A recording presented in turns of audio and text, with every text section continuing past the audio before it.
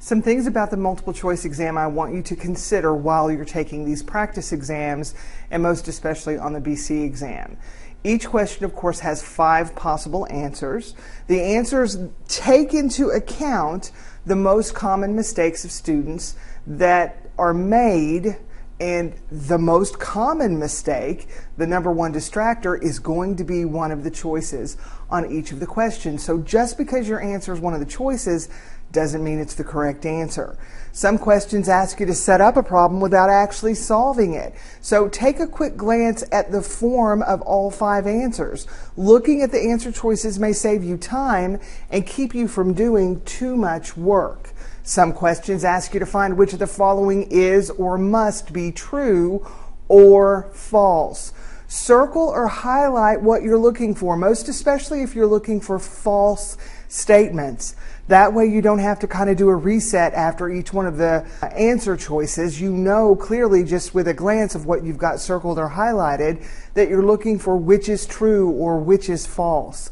Some questions ask you to determine how many of the 3 statements given are true or false. Work on these statements, Roman numeral 1, 2, and 3, one at a time. Clearly mark your determination for each of them in your answer booklet. Put a Y for yes, or an N for no, or T for true, or F for false, or if it's asking about convergence or divergence, put, C or D, whatever helps you. Address them one at a time, make a clear choice, and make a note of what that choice was so you don't have to do the work twice.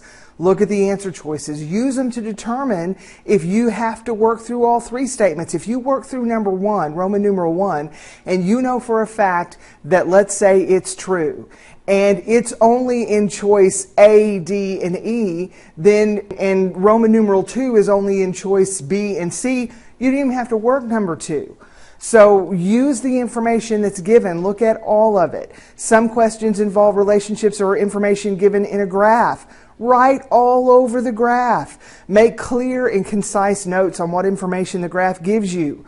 But for free response, make sure your work is written in the proper place on the answer sheet. For multiple choice, it doesn't matter where you write. The only thing that's going to be graded is that bubble sheet. So nothing you have on the graph will be graded for free response or multiple choice, either one. So make sure that you have your answers where they belong.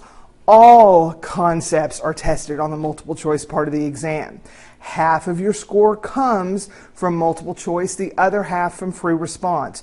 We're chasing 69 points out of a total possible of 108. So each half of the exam has a max of 54 points, and we want roughly 64%, I believe it's 64%, of those to get a 5. So really quickly, let me tell you what changed about the multiple choice exam. Starting with the 2011 exam, students could guess on all multiple choice questions and not lose any points. There was no penalty for guessing. Prior to that, you lost 1/4 of a correct point for each incorrect answer. So the strategy then was leave them blank. If you don't know them, leave them blank. Well, they changed that in 2011. So that sounds great. No more penalty for guessing.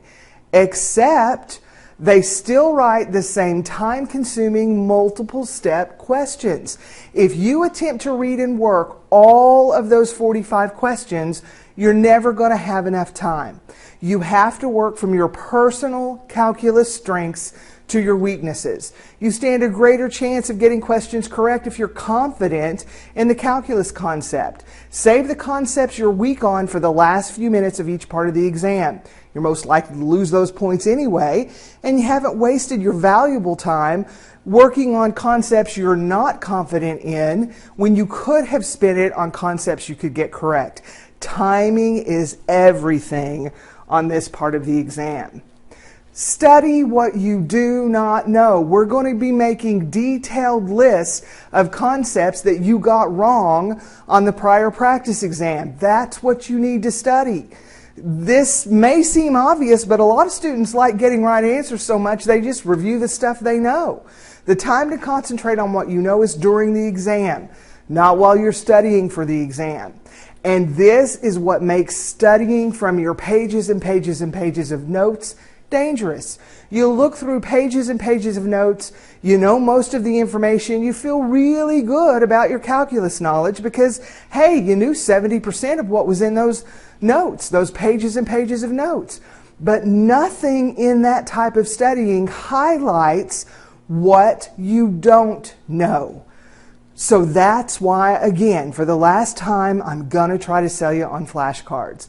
The power of this form of studying, of having your notes and the calculus information on flashcards, is that you can separate concept by concept what you already know from exactly what you need to focus on and learn. You have a pile of concepts that you know. You've separated over this whole pile of flashcards over here, the 30% of information that you didn't know, and that's what you spend all of your valuable study time learning, relearning, memorizing, whatever you have to do. Your exam review time, your study time is really important, so plan it carefully. And let's understand the format of the exam. We've already talked about the fact that there are 45 questions on the multiple choice part of the test, worth a total of 54 points, so that's 1.2 points apiece. 62% of the 45 questions are the 28 no calculator questions, 38% of the 17. All right, remember in the calculator active questions, that's where you're going to encounter most of your theory questions. So here they are, each multiple choice question worth 1.2 points. For a 5, we need 64% of those 54 points to get a 5. So we need 35 out of 54 points.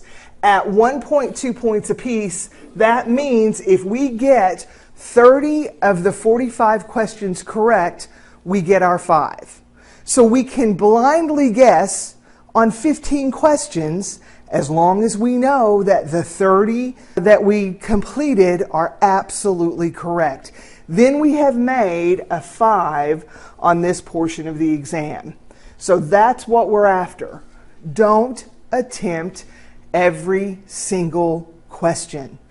Blindly guess on as many as you need to, hopefully not more than 15, but don't leave anything blank. Okay? Poor time management ultimately hurt your score if you spend time on each and every one of the 45 questions. So work from your strengths to your weaknesses. Don't leave anything blank. If you bubble in a random A through E, you got a 20% chance of bubbling in the right bubble. If you leave it blank, that's a 0% chance that you're going to get any points. Give yourself at least a 20% chance. So on the 28 questions, what I would tell you is I would attempt 18 to 19 questions. Walk away from 9 to 10 questions without even attempting them. Invest your time on the questions you know you can get correct. For the 17 questions, the 38%, you need to attempt 11 to 12. You need to walk away from 5 or 6. So walking away from 9 or 10 and 5 or 6, there's the 15 questions I'm talking about that we can walk away from. So you must manage your time on this part of the exam. Of course, making an A on here is just half the battle. You still have the free response to contend with. Here are the instructions for the free response portion of the exam. There are 6 total questions. It is worth 50% of your total score, or 54 points. So each of the free response questions is worth 9 points. You must use a pencil. You can use a pen, but I think it's a bad idea. I think pencil is much better because that way you're more likely to erase and not worry about what you're putting on the paper or worry that you're going to run out of room. All the questions are weighted equally, but the parts of a question are not necessarily given equal weight. In other words, if there are parts A, B, and C, we're not guaranteed A is worth 3 points and B is worth 3 points and so on. But all questions are worth 9 points. So there are 2 calculator active questions that you get 30 minutes for, and 4 non-calculator active questions that you get 60 minutes to complete. Here is the instructions for the free response portion of the exam. Don't waste your time on the practice exams or the BC exam even reading them. This is what's going to be on the BC exam. They will not change. So let's read them one time now so you'll know what the instructions are. For each part of Section 2, you may wish to look over the questions before starting to work on them. It's not expected that everyone will be able to complete all parts of all questions. That's important. They write the test with that expectation. We're going to write it so that we don't think everybody can complete it. Show all of your work. Clearly label any functions, graphs, tables, or other objects that you use. Your work will be scored on the correctness and completeness of your methods as well as your answers. That's process points. That's what I've all year called process points, not just answer points. Answers without supporting work will usually not receive credit. Justifications require that you give mathematical or non-calculator reasons. Your work must be expressed in standard mathematical notation rather than calculator syntax. You have to use the correct notation. I beat that into your heads all year long. I don't think that's going to be a problem. Unless otherwise specified, answers, numeric or algebraic, need not be simplified. Now, that's unless otherwise specified. Sometimes it'll say to the nearest whole number or whatever. If you use decimal approximations in your calculations, your work will be scored on accuracy. Unless otherwise specified, unless they tell you differently, your final answer should be accurate to 3 decimal places after the decimal point. And again, all domains of functions are assumed to be all real numbers unless you're told differently. So that's all of your instructions for the free response portion of the exam. Now, don't write a novel. Say what you mean what you say in short, concise sentences, and move on. Show every step in the process that could potentially have a point attached to it. Remember, we want to earn all the process points we can. We're not just interested in answer points. No bald answers, even when the instructions don't specifically say justify your answer or show, this or explain that. You must show the work that leads to your answer all the time. This is given in the overall instructions for the part of the exam. We just read it. If you use a table, for instance, like the first derivative test in your work, label everything. If you're working with 3 or 4 functions floating around, f, f prime, f double prime, g, h on your paper, and you don't label your work, the AP reader cannot make the connections for you. Are they going to know how to? Yes, but they're not able to. You have to show that you know the relationships and proper mathematical notation. And that's what the practice exam grading is going to do for us. So this section of the test does not require long, complicated computations. If you find that you're filling up the page with algebra, you've probably taken a wrong turn. Never simplify, period. The only exception to this is if you have to use that solution in another part of the problem. Don't try to impress the AP reader with your deep knowledge of calculus. They won't be impressed. They're grading thousands of exams. They want clear, concise, correct work on the page in front of them. This is where students have a tendency to talk themselves out of right answers anyway.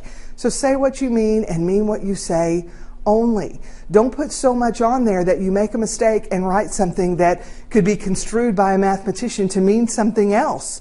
Even though you know what it means to you, it could mean something else to another mathematician. If you make a mistake, you can cross the work out. You don't have to take the time to erase. If you have anything crossed out, they're not going to look at it. They won't even take a look at it. So don't work a problem out 2 different ways. Pick one way and commit to that process fully. On the calculator active questions, the calculus must be on the paper that justifies your answer. If you're evaluating a derivative of a point, you must show this before you just write down the numerical answer. Everything has to be accurate to 3 decimal places. The answer sheet is clearly marked so that you know where the work for each part of the problem should be. I'm going to start here. There's just a little bit more. There'll be one last short video that gives you some information for the practice exams.